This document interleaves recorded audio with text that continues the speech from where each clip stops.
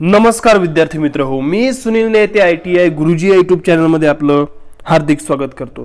तर जसं की तुम्हाला माहिती आहे की आपण एम्प्लॉयबिलिटी स्किल सेकंड इयरच्या विद्यार्थ्यांसाठी ही सिरीज सुरू केलेली आहे नवीन सिलेबस 2021 नुसार। तर त्याचा हा तिसरा भाग आहे। याच्या अगोदर आपले भाग 1 आणि भाग 2 असे दोन व्हिडिओ आलेले आहेत। ठीक आहे, जर तुम्ही ते व्हिडिओ बघितले नसेल तर त्यांची जी लिंक आहे ती मी डिस्क्रिप्शन मध्ये देत आहे किंवा या व्हिडिओच्या शेवटी देणार आहे, तुम्ही ते बघून घ्यावेत। ठीक आहे, तर आपलं एम्प्लॉयबिलिटी स्किल जे ITI च्या विद्यार्थ्यांसाठी नवीन सिलेबस आलेला आहे आणि सेकंड इयरच्या विद्यार्थ्यांची परीक्षा होणार आहे, त्याच्यामुळे त्यांच्या तयारीसाठी मी हे सिरीज जी आहे ही सुरू केलेली आहे। तर विदाउट वेस्टिंग टाइम आपण आजच्या व्हिडिओकडे वळू। तर बघा, ही नंबर 3 ची आहेत। तर सुरू करण्यापूर्वी सांगू इच्छितो की जर तुम्ही नवीन असाल चॅनलवर तर चॅनल सुद्धा नवीनच आहे, त्याच्यामुळे चॅनलला सबस्क्राइब करायला आणि बेल आयकॉन प्रेस करायला विसरू नका। तर चला सुरू करूया। Employability skill online exam test number 3 conducted by Sunil Nete. So continue. बघा, आपला पहिला जो प्रश्न आहे तो असा आहे की the electronic form of formal written communication that can be sent through the internet to many people across the world is called।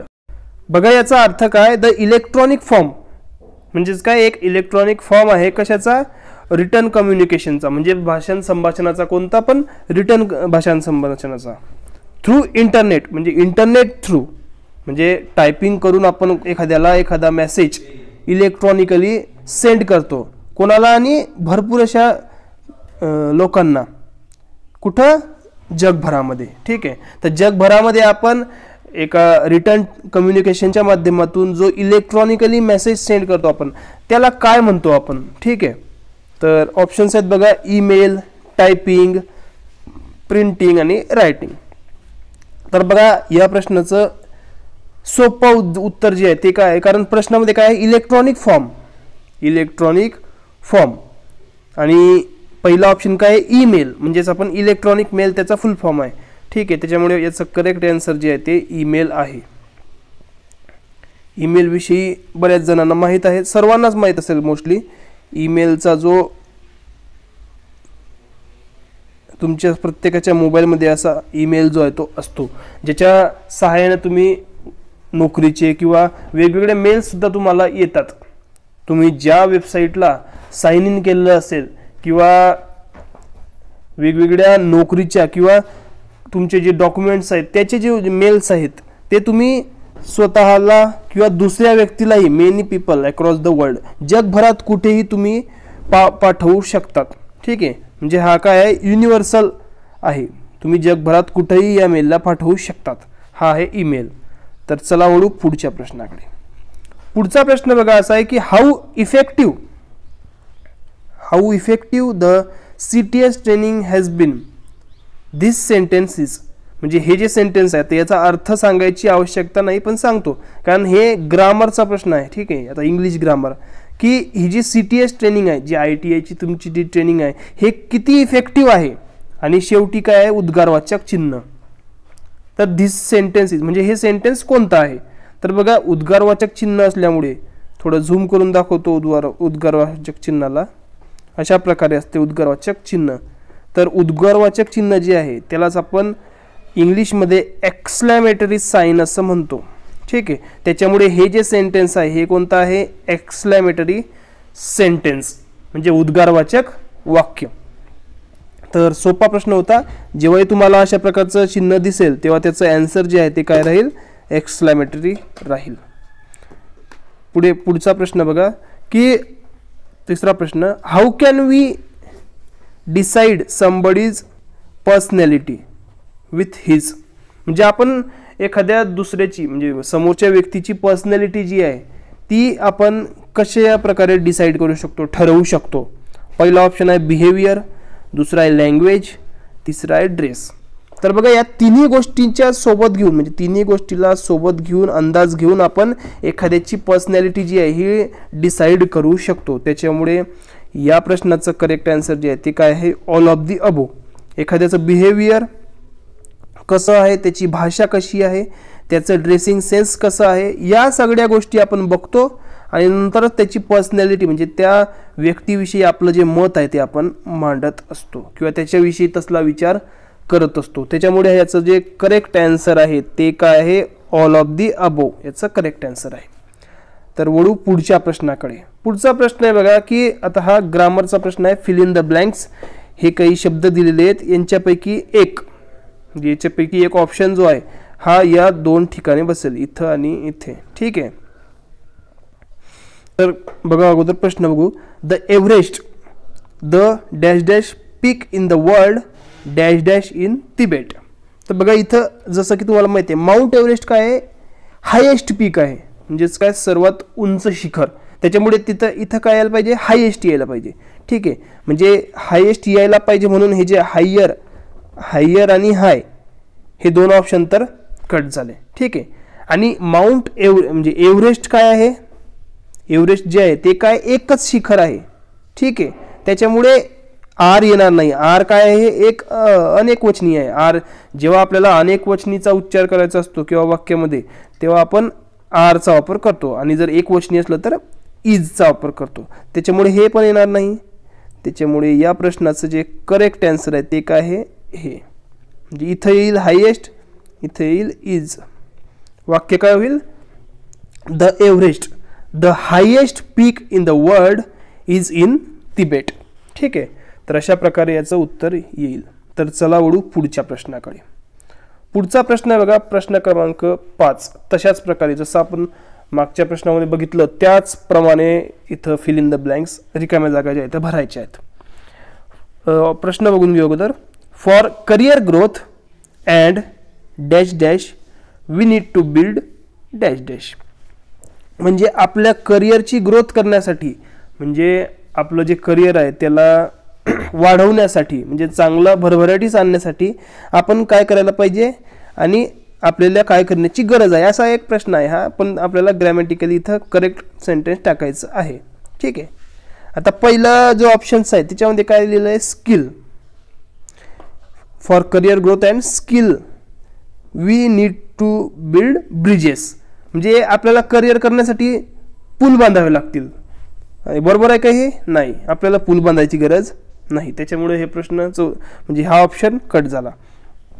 नंतर पुढचं बघा काय, for career growth and skills we need to build sustainability. तर हे सुद्धा याचं उत्तर जे आहे नाही. ठीक आहे. कारण इथं असे शब्द यायला पाहिजे, इथं असे शब्द यायला पाहिजे जे ॲक्युरेट आहेत, जे या वाक्याचा अर्थ पूर्ण करतील. आता तिसरा जो ऑप्शन आहे बघा काय आहे, for career growth and sustainability. आता सस्टेनेबिलिटीचा अर्थ तुम्हाला जर माहीत असला तरच तुम्ही या प्रश्नाचं करेक्ट आन्सर सोडवू शकतात. तर सस्टेनेबिलिटी म्हणजेच काय, स्थिरत्व. स्थिरत्व आपण त्याला म्हणतो म्हणजे एका मतावर किंवा एका गोष्टीवर स्थिर राहणे, ठाम राहणे, त्याला आपण स्थिरत्व असं म्हणतो. मग जेव्हा आपण एखादा म्हणजे वाक्य काय होतंय, for career growth and sustainability म्हणजे आपल्या करिअरची ग्रोथ ठेवण्यासाठी आणि ते जिथं आपण पोहोचलो आहे मेहनत करून तिथं राहण्यासाठी किंवा त्याच्यावरती जाण्यासाठी असं त्याचा अर्थ होईल. We need to build new skills. म्हणजे आपल्याकडं जुने स्किल तर आहेच, ज्या स्किलच्या भरोश्यावर आपण इथपर्यंत पोहोचलोय, पण आपल्याला त्याच्या बरोबर टिकून राहण्यासाठी किंवा त्याच्या वरती जाण्यासाठी नवीन जे स्किल्स आहे त्याचं अवलोकन करावं लागेल, म्हणजे ते अवगत करावे लागतील. त्याच्यामुळे या प्रश्नाचं जे करेक्ट आन्सर आहे ते काय आहे, या प्रश्नाचं करेक्ट आन्सर सी, सस्टेनेबिलिटी आणि न्यू स्किल्स. तर पुढचा प्रश्न आहे बघा. पुढचा प्रश्न question number 6. Documents, photos and videos can be stored online with services like. म्हणजे वेगवेगळे डॉक्युमेंट्स, फोटो आणि व्हिडिओ जे आपण ऑनलाईन सेव्ह करून ठेवतो, कशामध्ये सेव्ह करून ठेवतो, ठीक आहे, असं विचारलेलं आहे कोणकोणत्या सर्व्हिसेसमध्ये सेव्ह करू शकतो. तर बघा पहिला आहे ऑल म्हणजे या खालीलपैकी सर्व का, किंवा Microsoft sky drive, Dropbox, Amazon cloud drive, नंतर गुगल ड्राईव्ह. तर बघा सर्वांना फक्त गुगल ड्राईव्ह विषयी माहीत असेल, ड्रॉपबॉक्स विषयी माहीत असेल, काही जणांना स्काय ड्राईव्ह किंवा ॲमेझॉन विषयी माहीत नसेल. पण ह्या ज्या सर्व ज्या साईट्स आहेत किंवा सर्व जे ॲप्लिकेशन्स आहेत यांचा उद्देश काय किंवा यांचं काम काय आहे हे स्वतःमध्ये म्हणजे यांच्यामध्ये आपण फोटो व्हिडिओ डॉक्युमेंट हे सगळे सेव्ह करू शकतो. त्याच्यामुळे याचा करेक्ट आन्सर काय आहे ऑल. तर चला वळू पुढच्या प्रश्नाकडे. आता एक फुल फॉर्म विचारलेला आहे इथं ISOचा फुल फॉर्म. तर पाठ करण्याची गोष्ट आहे ही म्हणजे लक्षात ठेवण्याची गोष्ट आहे. त्याच्यामुळे ISOचा फुल फॉर्म जो आहे तो आहे इंटरनॅशनल ऑर्गनायझेशन फॉर स्टँडर्डायझेशन. ठीक आहे, कन्फ्यूज व्हायचं नाही, ऑर्गनायझर्स करायचं नाही किंवा ऑर्डर करायचं नाही. ठीक आहे, किंवा स्टॅबिलायझेशन करायचं नाही, हे लक्षात ठेवायचं. International Organization for Standardization. पुढचा प्रश्न आहे बघा, emojis are use according to. म्हणजे बघा आपण जेव्हा मेसेज चॅटिंग वगैरे करतो तेव्हा अशा प्रकारे, थोडं झूम करून दाखवतो, अशा प्रकारचे जे इमोजीज आहेत ते वापरत असतो वेगवेगळ्या फिलिंग आपल्या दाखवण्यासाठी. ठीक आहे, तर ते आपण काय यूज करतो आणि कशा अकॉर्डिंग टू कशाबद्दल यूज करत असतो. ठीक आहे, तर असा प्रश्न आहे तो. पहिला ऑप्शन आहे की नन, काहीच गरज नाही. दुसरा आहे अवर प्रोफेशनल लेवल्स, म्हणजे आपल्या प्रोफेशनल लेवलनुसार आपण यूज करत असतो का, तर हे नाही आहे. अवर एज्युकेशनल लेवल, म्हणजे आपल्या शिक्षणानुसार आपण ते करत असतो का, कारण शिक्षण ज्याचं नाही आहे तो सुद्धा हे इमोजी यूज करू शकतो ना, त्याच्यामुळे हे सुद्धा नाही.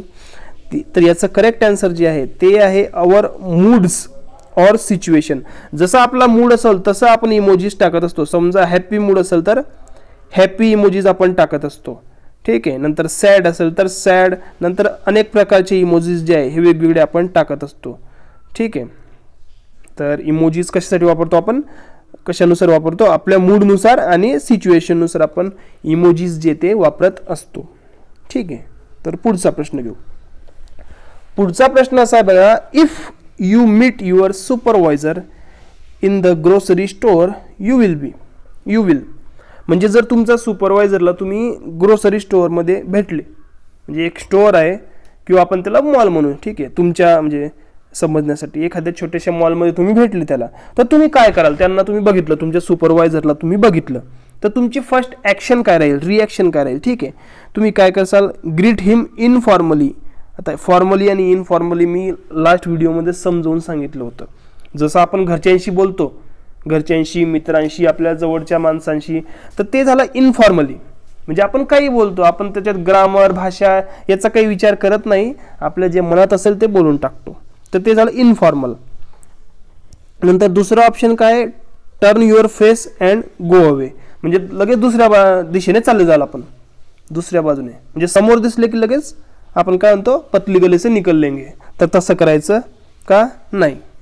तिसरं आहे ग्रीट हिम फॉर्मली.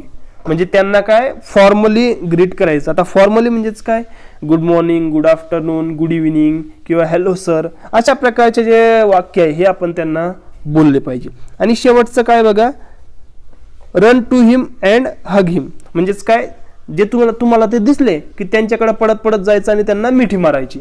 तर हे सुद्धा नाही, म्हणजे हे सुद्धा नाही, हे नाही, हे नाही, या गोष्टी तुम्ही करणार नाहीत. तर करणार काय, तुम्ही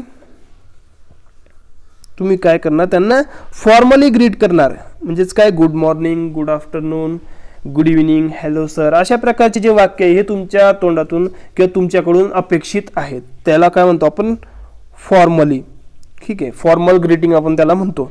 तर त्यांना काय करायचं, ग्रीट हिम किंवा हर फॉर्मली. तर या प्रश्नाचं उत्तर आहे हे. पुढचा प्रश्न आहे बघा, प्रश्न क्रमांक 10. BCCचा फुल फॉर्म विचारलेला आहे बघा. आता लास्ट व्हिडिओमध्ये एक फुल फॉर्म विचारलेला होता, तो फक्त CCचा होता. ठीक आहे, आता याच्यात BCCचा विचारलेला आहे. आता CC आणि BCC ह्या एकाच गोष्टीचा म्हणजे काय, ईमेल मधल्या या संज्ञा आहेत, म्हणजेच काय डेफिनेशन्स आहेत ज्या कामात पडत असतात. ठीक आहे, तर BCC म्हणजेच काय, ब्लाइंड कार्बन कॉपी. ठीक आहे, CC म्हणजे काय, कार्बन कॉपी, आणि BCC म्हणजे काय, ब्लाइंड कार्बन कॉपी. पाठ करून ठेवायचं, हे लक्षात ठेवायचं व्यवस्थितरित्या. तर चला वळू पुढच्या प्रश्नाकडे. पुढचा प्रश्न आहे बघा की some benefits of LinkedIn include. म्हणजे लिंक्डइन ही जी वेबसाईट आहे बघा, तुम्हाला दाखवू शकतो मी अशा प्रकारे त्याचं लोगो असतो, लिंक्ड इन. ठीक आहे, तर लिंक्ड इन ही जी वेबसाईट आहे किंवा हे जे ॲप्लिकेशन आहे याचे काही फायदे आहेत का, म्हणजे कोणकोणते फायदे खालीपैकी. तर पहिला ऑप्शन आहे can download a PDF of one's resume, म्हणजे एखाद्याच्या रिझ्यूमची PDF डाउनलोड करू शकतो. किंवा gain exposure to hiring managers and recruiters, म्हणजे आपण काय करतो एक रिक्रुटमेंट ऑर्गनाईज करू शकतो आपण इथं किंवा मॅनेज करू शकतो म्हणजे मॅनेजर्स हायर करण्यासाठी, म्हणजे निवडण्यासाठी किंवा एखादी भरती मेळावा भरवण्यासाठी आपण हे करू शकतो. तिसरा आहे नेटवर्किंगसाठी. चौथा आहे ऑल ऑफ दी अबो. तर याचं जे आन्सर आहे ते आहे ऑल ऑफ दी अबो. या सगळ्या ज्या गोष्टी आहे आपण या लिंक्ड इन या ॲपवरून किंवा वेबसाईटवरून करू शकतो. ठीक आहे, तर चला वळू पुढच्या प्रश्नाकडे. पुढचा प्रश्न आहे बघा, when we work with others it is called. When we work with others it is called, म्हणजे जेव्हा आपण दुसऱ्यांच्या सोबत काम करतो त्याला आपण काय म्हणतो. त्याला तर एक शब्द आहे पार्टनरशिप, आपण त्याला पार्टनरशिप म्हणतो जेव्हा आपण दुसऱ्याच्या सोबत काम करत असतो. ठीक आहे, पण त्याला अजून एक शब्द आहे, तो काय.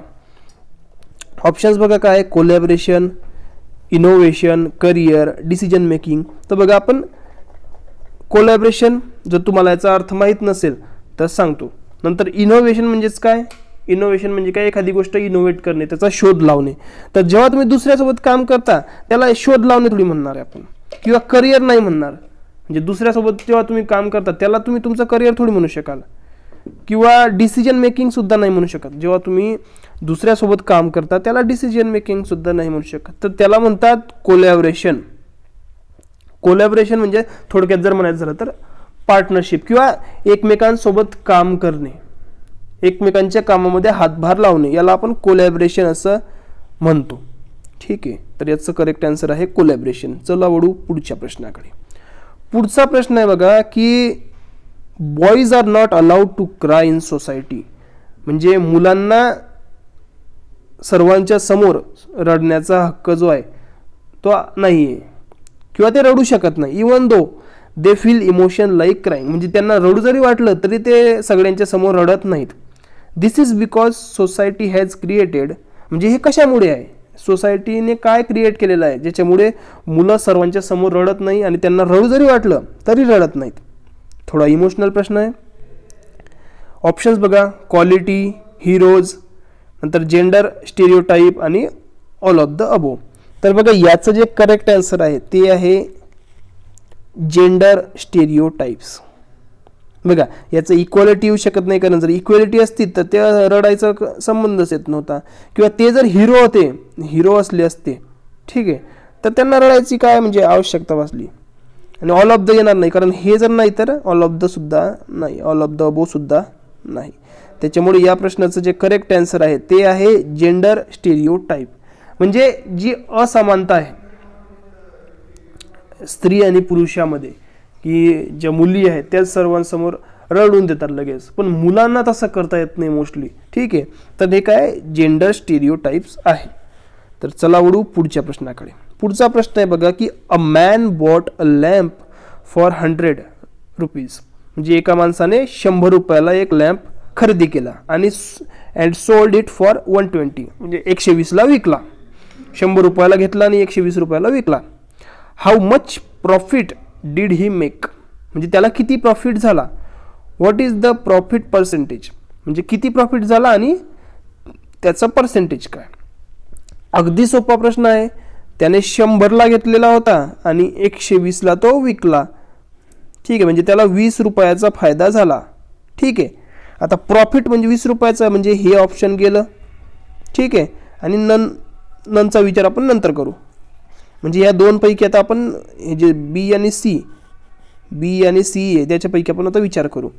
नंतर बघा प्रॉफिट जर 20 आहे, ठीक आहे, तर आपण त्याचा पर्सेंटेज सुद्धा काढू शकतो. ते कसं, जर 100 म्हणजेच काय 100 रुपये म्हणजे काय 100%, मग 20 रुपये म्हणजे किती, 20 रुपये म्हणजे किती 20%. ठीक आहे, त्याच्यामुळे या प्रश्नाचं जे करेक्ट आन्सर आहे ते काय आहे, प्रॉफिट 20 रुपये आणि प्रॉफिट पर्सेंटेज 20%, 20%. ठीक आहे, सोपा प्रश्न होता, एवढा काही कठीण नव्हता. तर चला वळू पुढच्या प्रश्नाकडे. पुढचा प्रश्न असा आहे बघा, spoken communication is not only dash dash but also dash dash. म्हणजे जे स्पोकन कम्युनिकेशन हे पण नाही आणि हे फक्त हेच नाही तर हे सुद्धा आहे. म्हणजेच काय, जे स्पोकन कम्युनिकेशन आहे ते फक्त व्हर्बलच नाही तर नॉन व्हर्बल सुद्धा आहे. हे पाठ करायचं, व्यवस्थित लक्षात ठेवायचं. जे स्पोकन कम्युनिकेशन आहे ते फक्त व्हर्बलच नाही तर नॉन व्हर्बल सुद्धा आहे.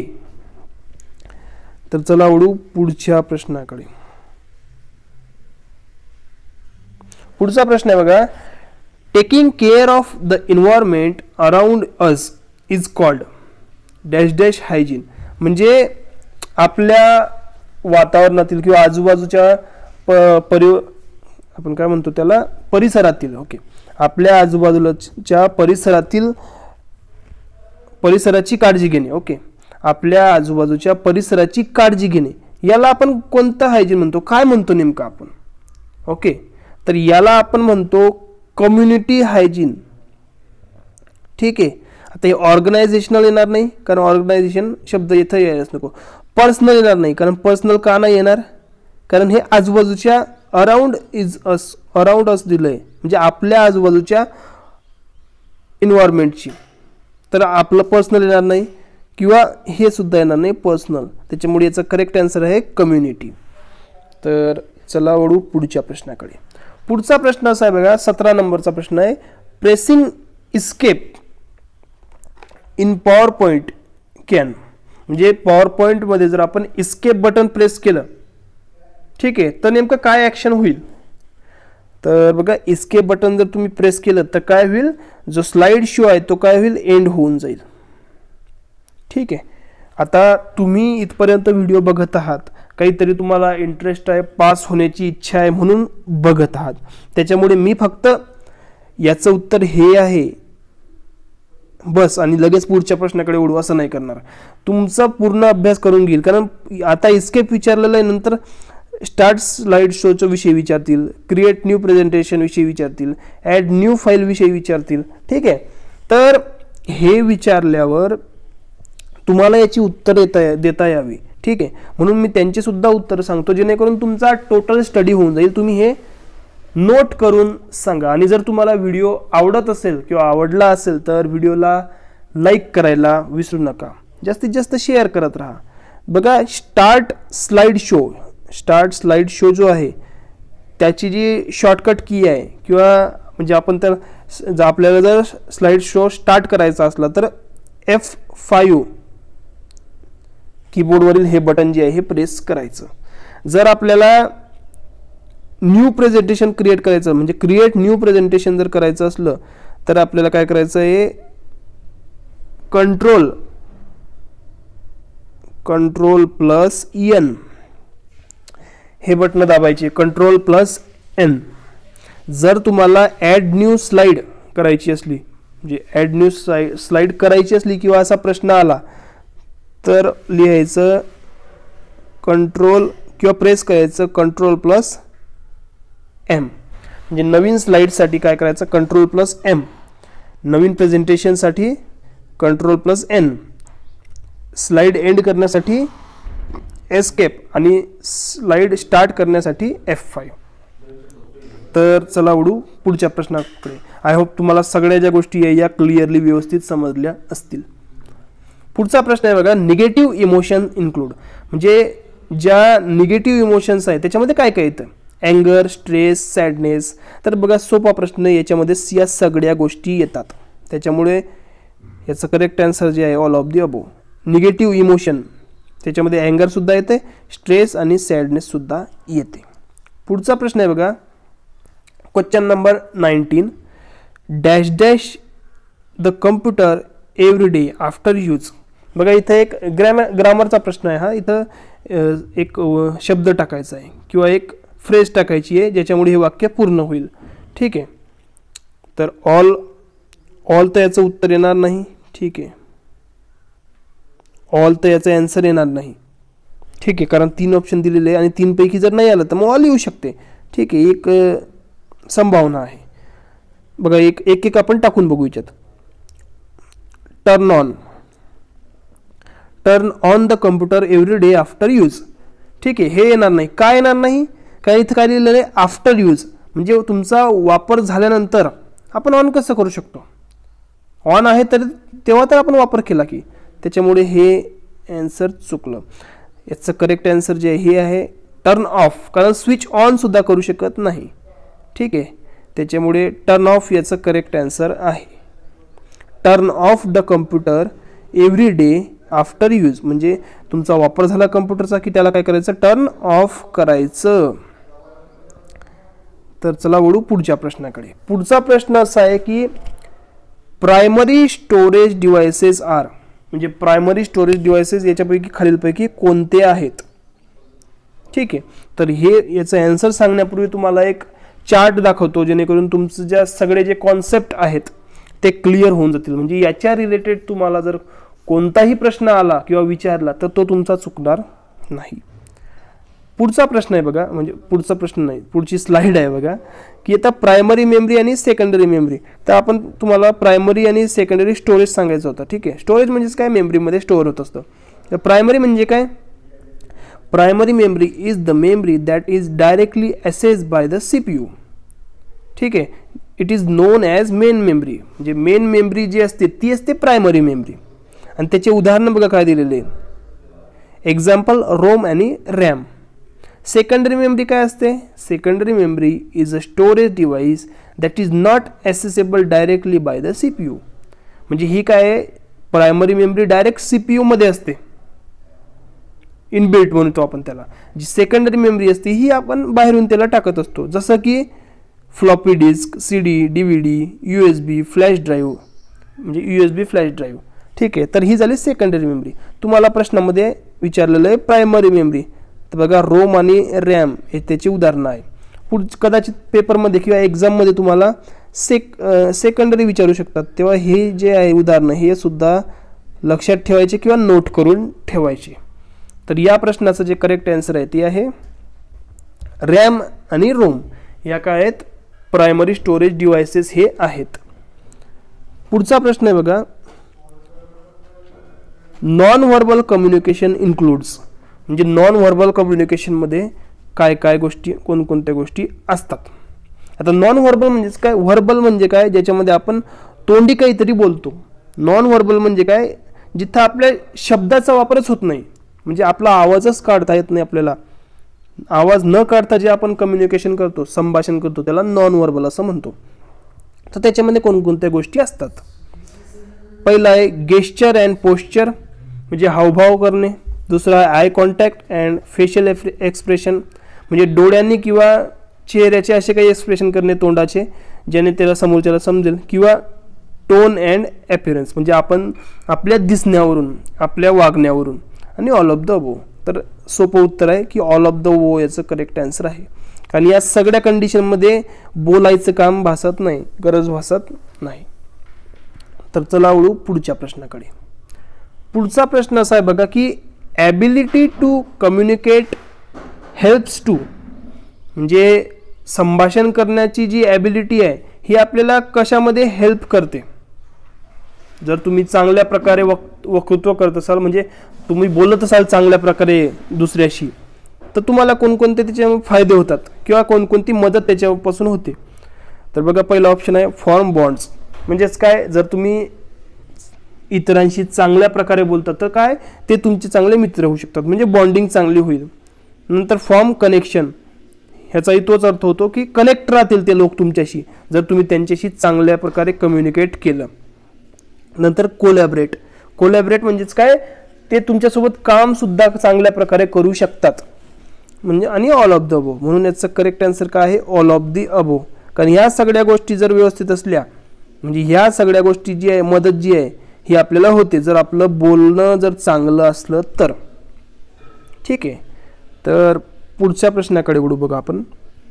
पुढचा प्रश्न असा आहे की taking decisions on your on after carefully thinking about them is the quality of, म्हणजे काय? आपले जे निर्णय आहे आपण स्वतः घेणे, बाकीचे काय म्हणताय हे यांचं ऐकून किंवा आपण स्वतःचा विचार करून, म्हणजे बाकीचे जे काय म्हणतात त्याची गोष्ट वेगळी, पण आपण आपले डिसिजन एक केअरफुल काळजीपूर्वक निर्णय करून आपले स्वतःचे डिसिजन घेणे, ही कोणत्या प्रकारची क्वालिटी आहे? कोणत्या प्रकारची क्वालिटी आहे? आपण स्वतःचे निर्णय स्वतः घेणे काळजीपूर्वक. तर बघा याला म्हणतात इंडिपेंडेंट डिसिजन मेकिंग. ठीक आहे, याला म्हणतात इंडिपेंडेंट डिसिजन मेकिंग. म्हणजे काय? स्वतःचे निर्णय स्वतः घेणारा किंवा घेणे. ठीक आहे, तर चला वळू पुढच्या प्रश्नाकडे. पुढचा प्रश्न असा आहे की BMP मीन्स, BMPचा फुल फॉर्म विचारलेला आहे. तर हेही तुम्हाला लक्षात ठेवायचं आहे. BMPचा फुल फॉर्म जो आहे तो आहे बिटमॅप फाईल. बिटमॅप फाईल जो आहे हा BMPचा फुल फॉर्म आहे. नंतर शेवटचा प्रश्न आहे 25वा. Official convergence are part of. म्हणजे ऑफिशियल कन्व्हर्जन आहे, कन्व्हर्सेशन आहे ती. Official conversations are part of. म्हणजे ऑफिसमध्ये जे आपण संभाषण करतो, कन्व्हर्सेशन करतो, हे कशाचा पार्ट आहे? आता मी तुम्हाला अगोदर सांगितलं, ठीक आहे, की फॉर्मल आणि इनफॉर्मल या दोन गोष्टी लक्षात ठेवायच्या, तुम्हाला तुमचे काहीच चुकणार नाही. आता ऑफिशियल आहे, ऑफिशियल असल्यामुळे फॅमिलीचा आन्सर येणारच नाही. नंतर रिझ्यूम सुद्धा येणार नाही, रिझ्यूम हा वेगळा शब्द झाला. आता फॉर्मल आणि इनफॉर्मलमध्ये तुम्हाला सांगितलं होतं की इनफॉर्मल म्हणजेच काय? आपण मित्र, परिवार, ठीक आहे, यांच्याशी जे बोलतो ते झालं इनफॉर्मल. आणि फॉर्मल म्हणजेच काय? जे आपण ऑफिसमध्ये जे बोलत असतो, ऑफिस, ऑर्गनायझेशन किंवा कंपनीमध्ये जे बोलत असतो ते असतं फॉर्मल कम्युनिकेशन. तर आपण ऑफिसमध्ये कोणतं कन्व्हर्सेशन करतो? Formal communication. अशा प्रकारे हे आन्सर आहे. एवढं झाल्यावर आपण काय करू? टेस्टला फिनिश करू. जेव्हा आपण फिनिश बटनावर क्लिक केलं लगेच बघा रिझल्ट आलेला आहे. रिझल्ट आहे बघा, employability skill online exam second year number 3, your exam test is submitted successfully. Score बघा, लक्ष द्या, तुम्हाला सुद्धा फायनलमध्ये हा स्कोअर काढायचा आहे. म्हणूनच माझी ही जी तळमळ आहे ती आहे तुमच्यासाठी की चांगले स्कोअर सर्वांना यावे, कारण सिलेबस बदललेला आहे, नवीन डाटा कोणाकडे नाही, मार्गदर्शनाचा अभाव आहे. ठीक आहे, त्याच्यामुळे मी स्वतः याच्यावर लक्ष देत आहे. ठीक आहे, तर तुम्हालाही अशाच प्रकारचे जे स्कोअर आहे ते घ्यायचे आहे. आणि तुम्ही जर असेच जर फॉलो किंवा असेच जर व्हिडिओ बघत गेलात आणि मी जे सांगितले ते फॉलो करा, फक्त तुमचा स्कोअर याच्यापेक्षा वेगळा राहणार नाही. ठीक आहे, तर बघा या व्हिडिओमध्ये एवढं. कॉंग्रॅच्युलेशन्स पण आलेलं आहे बघा. तर या व्हिडिओमध्ये बघा एवढंच. म्हणजे ही टेस्ट 25 प्रश्नाची होती. पुढचे अशा टेस्ट येत राहतील. तर ही जी टेस्ट आहे तुम्हाला कशी वाटली हे कमेंटमध्ये जरूर कळवा आणि तुमच्या मित्रांना सुद्धा ही शेअर करा, जेणेकरून त्यांचा सुद्धा स्टडी जो आहे हा एकदम जोरात होईल. ठीक आहे, तर या व्हिडिओमध्ये फक्त एवढंच. भेटू पुढच्या व्हिडिओमध्ये एका नवीन टेस्टमध्ये किंवा एका नवीन अपडेटवर. तोपर्यंत काळजी घ्या स्वतःची आणि स्वतःच्या परिवाराची. धन्यवाद.